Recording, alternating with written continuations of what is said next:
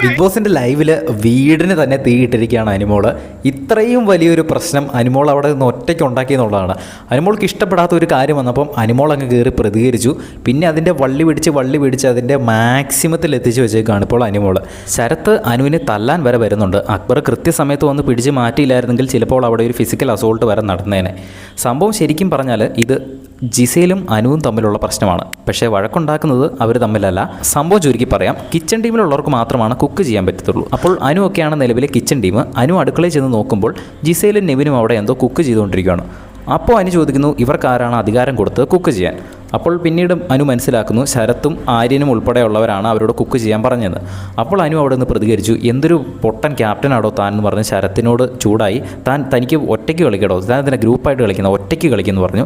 അത് കേട്ടപ്പോൾ ശരത്തിന് ട്രിഗറായി. ശരത്ത് ഓടി തല്ലാൻ വരുന്നത് പോലെ തന്നെ നീ ആരടി നീ എന്തിനടി അങ്ങനെ പറഞ്ഞെന്നൊക്കെ ചോദിച്ചുകൊണ്ട് അനുവിൻ്റെ നേരെ ചെല്ലുന്നു. കൈയൊക്കെ ഓങ്ങിയാണ് ചെല്ലുന്നത്. അവിടെ കുറച്ച് പേര് ആദ്യം നിൽപ്പുണ്ടായിരുന്നുകൊണ്ട് ശരത്തിനെ ഒരു വിധത്തിൽ പിടിച്ചു നിർത്തുന്നു.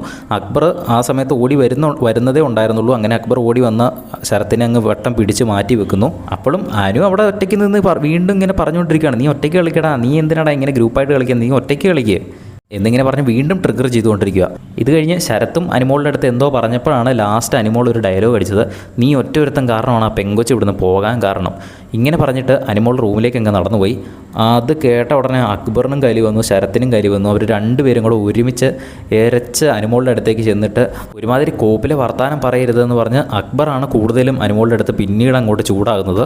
അതെന്നാ വർത്താനം നീ പറഞ്ഞതെന്ന് ചോദിച്ചാൽ അനുമോളുടെ ഇടി പൊടി എന്നൊക്കെ വിളിച്ചുകൊണ്ട് റൂം എത്തുന്നിടം വരെ അക്ബറും അനുവും അങ്ങോട്ടും ഇങ്ങോട്ടും പോടാ പൊടിയെന്ന് തന്നെ വിളിച്ചുകൊണ്ടിരുന്നു.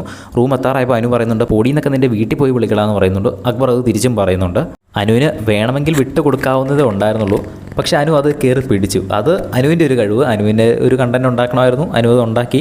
മാത്രമല്ല ജിസയിലുമായിട്ട് നേരത്തെ ഒരു പ്രശ്നം ഉണ്ടായിരുന്നു. അതുകൊണ്ടാണ് ഇപ്പോൾ ഈ ഒരു ഇത്രയും വലിയൊരു പ്രശ്നമായത്. അത് കഴിഞ്ഞ് അനുവിനെ കൺവിൻസ് ചെയ്യാൻ വേണ്ടിയിട്ട് അവിടെ പലരും അനു ഇരിക്കുന്ന റൂമിലേക്ക് വരുന്നുണ്ട്. പക്ഷേ അവരെ കൊണ്ടൊന്നും നടക്കുന്നൊന്നുമില്ല.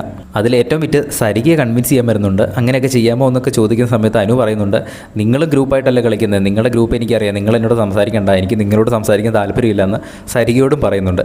സരികയ്ക്ക് അത് അത്യാവശ്യമായിരുന്നു. അക്ബറിൻ്റെയും അപ്പാനിയുടെയും മെയിനിലെ ഒരു ഗ്രൂപ്പിലെ ഒരു അംഗമാണ് സരിക. സരികയ്ക്കും കാര്യത്തിന് കിട്ടിയിട്ടുണ്ട്. നിലവിൽ അവിടെ ബിഗ് ബോസ് ഷോ റൺ ചെയ്യുന്നത് അനു ആണെന്ന് തന്നെ പറയേണ്ടി വരും. അനു ഇല്ലാതെ അവിടെ ഒരു പ്രശ്നം പോലും നടക്കുന്നില്ല. ബിഗ് ബോസിൻ്റെ കൂടുതൽ ലൈവ് അപ്ഡേറ്റ്സിനായിട്ട് ചാനൽ സബ്സ്ക്രൈബ് ചെയ്യുക.